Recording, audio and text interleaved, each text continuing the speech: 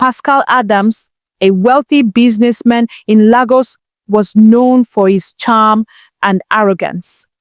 When he met Tolu, a reserved woman from a poor background, he swept her off her feet with promises of love and a better life. Tolu, desperate to escape the poverty she had known all her life, believed she had found her savior. "Marrying me is the best thing that will ever happen to you," Pascal had told her with a confident smirk. Tolu smiled shyly, her heart full of hope. But the moment they exchanged vows, Pascal's true nature began to show. He made it clear to Tolu that he had done her a favor by marrying her. "You'd still be in that wretched one-room apartment if not for me," he would often say, even in front of his friends. At first, Tolu brushed it off, thinking he was just joking.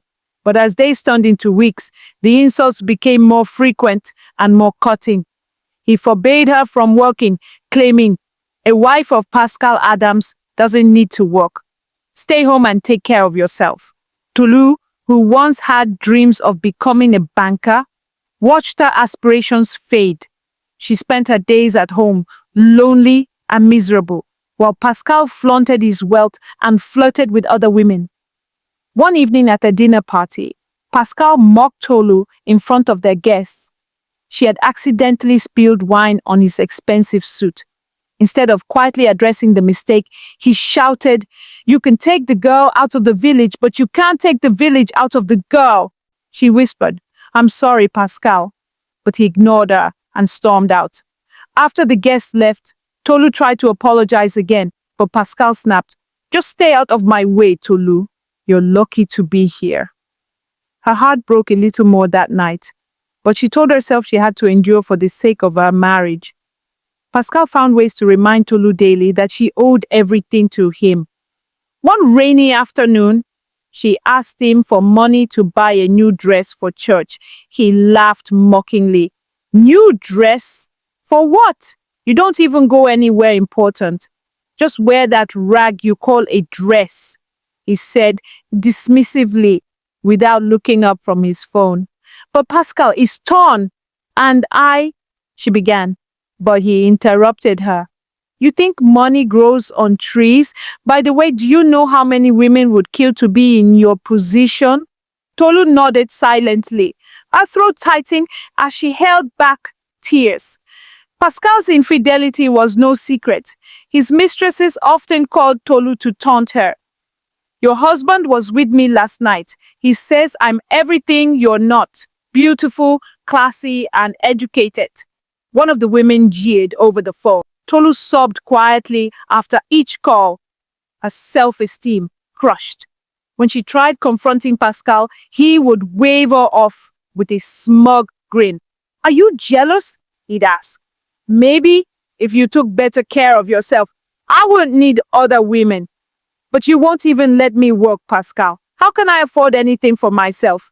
she replied, her voice shaking. "Excuses, Tolu. Just excuses. You're lucky I'm still here. Most men would have left you by now," he snapped before walking out of the house. Tolu's miscarriages only worsened her misery. Each time she lost a pregnancy, Pascal blamed her. "What kind of woman can't even carry a child to term?" he shouted after her third miscarriage. "You're useless, Tolu, useless."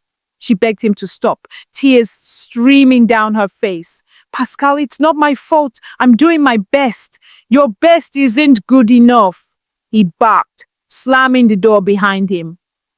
When she finally gave birth to twins, Pascal showed no support throughout her pregnancy or delivery. While she battled morning sickness and sleepless nights, he stayed out late, partying with his friends and mistresses. One of Pascal's favorite weapons was the silent treatment. Whenever Tolu upset him, no matter how small the issue, he would ignore her for weeks, sometimes months. Once, Tolu accidentally burned the edge of his shirt while ironing. Pascal looked at her with disgust and said, "You're so incompetent. Do you even think before you act?" "Pascal, I'm sorry. It was a mistake." "I'll replace it," she pleaded. But instead of accepting her apology, he stopped talking to her entirely.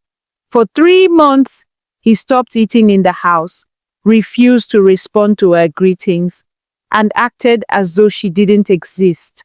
Tolu begged him repeatedly, "Pascal, please, I can't take this anymore. Let's talk." He would simply walk past her as if she were invisible. The emotional toll of being ignored in her own home left Tolu feeling isolated and defeated. Pascal kept Tolu entirely dependent on him financially. He gave her a monthly allowance strictly for the twins' needs, and even that came with strings attached. One day, she asked him for a little extra money to buy a pair of shoes for herself. "The ones I have are worn out. Pascal, please," she explained. "That's not my problem," he said coldly. "I give you money for the kids. If you want shoes, find a way to buy them yourself. But I can't work because you won't let me. And you won't work as long as you're married to me," he replied, his voice firm. "You should be grateful. I even give you anything. Women like you don't deserve luxuries." Tolu stared at him, feeling like a prisoner in her own life. One evening, Pascal was out late again. Tolu was feeding the twins when her phone rang. The voice on the other end was mocking. "Hello, is this Mrs. Pascal?" "Yes." "Who is this?" Tolu asked hesitantly. "This is Anita," the woman said, laughing. "Your husband is with me right now. He says I'm more fun than you, and he regrets marrying you." Tolu's hands trembled as she ended the call. When Pascal returned home, she confronted him. "Who is Anita, Pascal?" "She called me," she said, her voice breaking. "She called you? So what?" he replied nonchalantly. "Pascal, this is too much for me. You're disrespecting me. Is it a crime to love you?" she cried. "Disrespecting you? Tolu, you should be thanking me for not divorcing you. You're lucky to have me. You're talking about love. You must be stupid to think me. A whole Pascal will love you. I brought you out of the trenches. You're supposed to be thankful to me for changing your life. If you're not happy, you can go, but I know you won't, because where are you going to go?" He laughed before walking away. Tolu sat on the floor, sobbing, her heart heavy with pain and humiliation. Pascal controlled every aspect of Tolu's life. He forbade her from visiting her family, claiming, "They're bad influences. You don't need anyone but me." He monitored her every move. If she stayed out too long while grocery shopping, he would accuse her of being unfaithful. "Who were you with?" he demanded one evening when she returned home late from the market. "No one, Pascal. The market was crowded," she explained. "Don't lie to me," he snapped. "If I find out you're messing around, I'll throw you and your twins out on the street." Terrified of his threats, Tolu stopped leaving the house unless absolutely necessary. Tolu sat on the floor of her bedroom, surrounded by her crying twins. Her body ached from sleepless nights, and her spirit was shattered from years of emotional abuse. As she stared at her reflection in the cracked mirror, she barely recognized the woman she had become. Her neighbor, Madame Gold, a warm and outspoken older woman, had been watching Tolu's struggles from afar. One day, she invited Tolu over for a chat. "My daughter, what's happening to you?" she asked gently. "You look so worn out. This isn't the vibrant girl I once knew." Tolu burst into tears, the weight of her pain spilling out. She poured her heart out, telling Madame Gold everything about Pascal's abuse, his affairs, and her hopelessness. Madame Gold listened patiently, then said, "Tolu, let me tell you something. A man will only treat you how you allow him to treat you. If you have no value for yourself, he will drag you through the mud without a second thought." Tolu sniffed, wiping her tears. "But what can I do? He controls everything. I have nothing." "That's where you're wrong," she said firmly. "You have yourself, and that's enough to start. You can't change Pascal, but you can change how you let him affect you. You need to add value to your life. Even if you married a monster, it's easier to live when you have something of your own." She encouraged Tolu to start saving from the little upkeep money Pascal gave for the twins. No matter how small, save something. I'll help you set up a little business when you're ready, she promised. Tolu hesitated at first, afraid Pascal would find out. But the thought of gaining independence gave her a glimmer of hope. She began setting aside tiny amounts of money. Madame Gold also began teaching Tolu basic business skills. Start small, she advised. Before you know it, you'll grow. Tolu felt a spark of determination she hadn't felt in years. She quietly focused on her secret plan, finding strength in the idea of building a life for herself and her twins. With Madame Gold's guidance, Tolu started her small business. Every morning, after Pascal left the house for work, she would prepare large quantities of raw pap, fermented cornmeal, in her kitchen. The older woman helped her package it in clean, sealed bags. We'll start by selling to the women in the neighborhood, Madame Gold said, carrying a basket filled with Tolu's first batch of pap. Mothers are always looking for fresh, good quality pap for their children. Tolu worked tirelessly. After feeding her twins, she would grind the corn, strain it, and leave it to ferment overnight. Despite her limited resources, her determination shone through. Madame Gold helped her spread the word. Tolu's pap is the best in town, she'd tell the other women at the market. Give it a try, and you'll keep coming back. Pascal remained oblivious to Tolu's transformation. Whenever he was home, he was either yelling at her or ignoring her completely. One evening, while Tolu was packaging her pap, he walked into the kitchen. "What's all this rubbish?" he snapped, pointing at the bags of pap. "I'm just making food for the twins," she replied calmly. "Humph," Pascal grunted, uninterested. He walked out without asking any further questions, assuming she was doing what she always did, taking care of the children. Tolu exhaled in relief, knowing how important it was to keep her business a secret. Tolu's business continued to grow. Her pap had become a popular product, with orders flooding in daily. She even started to sell to nearby shops, and soon her humble kitchen business turned into a small-scale operation. Her earnings were steadily increasing, and she could now afford to buy little luxuries for herself and her twins, things she never imagined she'd have. One day, after another argument where Pascal loudly accused her of neglecting her duties as a wife, he ended with his usual threat. "How many times do I have to tell you that you're worthless? Look at yourself. You should be thanking me every day for marrying you. You think you're anything without me. You're nothing." Tolu stood in front of him, her hands trembling slightly, but her face calm. She had endured enough. "Are you done?" she asked softly. "I'm done. If you don't shape up, I'll divorce you," he yelled. For the first time in years, Tolu did not react as she usually would. She didn't beg or cry. Instead, she looked him square in the eye, her voice calm and firm. "Yes, Pascal, I'm ready for the divorce," she said simply. Pascal froze, stunned by her response. He had expected her to fall to her knees, begging him to stay. Instead, she stood there, unwavering. "Are you not going to beg me?" he demanded, trembling with disbelief. Tolu didn't respond. She just hissed and turned away. The next morning, after Pascal left for work, Tolu began making arrangements. She called a trusted friend to help her pack her things, making sure to take only what she truly needed for herself and the twins. Her heart was heavy, but as resolute. She wasn't looking back anymore. She moved swiftly and quietly.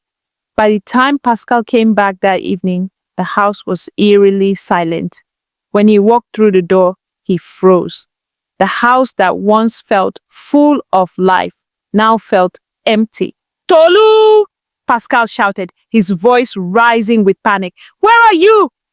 His feet rushed to every room, but there was no sign of her. No sign of the twins. Nothing. He pulled out his phone and began calling her, his hands shaking, but the calls went unanswered. He was confused, disoriented. He had not meant what he said. It was just a game, a test to see if she would beg him to stay, like she always did. But this time, she hadn't begged. Days passed, and Pascal's anxiety grew. He tried to reach Tolu in every way possible, but she refused to answer his calls or texts. Eventually, when he could take it no longer, he finally managed to reach her. "Tolu, where are you? I want to see the kids," he pleaded, his voice now calm, almost too calm. "Fine," Tolu responded, her tone cold and detached. "If you want to see them, come." Pascal felt a wave of relief. This was his chance. If he saw the twins, he would see her too, and maybe he could talk her into coming back. After all, she wouldn't be able to resist him, right? When he arrived at the address she had given him, he was surprised to see a nanny waiting for him with the twins, and a large bodyguard stood nearby, his arms crossed, watching Pascal carefully. Pascal's stomach dropped. "Where is she?" he asked, his voice trembling. The nanny shook her head. "She's not here, sir." Pascal's hands clenched into fists. He tried calling her once more, but his calls went unanswered. It was then that it hit him. He had lost her. Days turned into weeks, and Pascal's life felt like a living nightmare. The mansion that once echoed with his laughter now seemed like a tomb. The absence of Tolu's presence, the silence where her voice once was, gnawed at him. He had taken her for granted, and now there was nothing left. As Tolu's business continued to flourish, her confidence blossomed along with it. She was no longer the timid woman who once depended on her husband for validation. Instead, she became a voice for women everywhere, especially those in Africa, who faced similar struggles of self-worth and dependence. Tolu's transformation didn't just stop with her business. She began speaking at local women's groups, sharing her story and encouraging them to value themselves before tying the knot. She had come to understand that marriage should never be the end of a woman's story, but merely a chapter in a larger journey. One evening, she found herself standing in front of a room full of eager faces at a local women's empowerment event. She had something important to say, something that could change the trajectory of many women's lives. "I know what it's like," Tolu began, her voice steady but strong. "I know what it's like to feel small, to be made to feel like you owe someone everything because they gave you a life you never had. But let me tell you something. No man, no one, should make you feel less than who you are. You are not a charity project. You are not someone's rescue mission." The crowd was silent, hanging on to her every word. "I used to believe that I needed a man to give me the life I deserve. I thought marriage would fill the gaps in my life, but now I know better. I was the one who needed to fill those gaps. I had to find my own worth before I could even think about sharing it with anyone. And that's what I want to tell you tonight. Don't quit your job. Don't give up your dreams. Don't let anyone convince you that you're only valuable if you're married or if you're taking care of someone else. Build your own future first."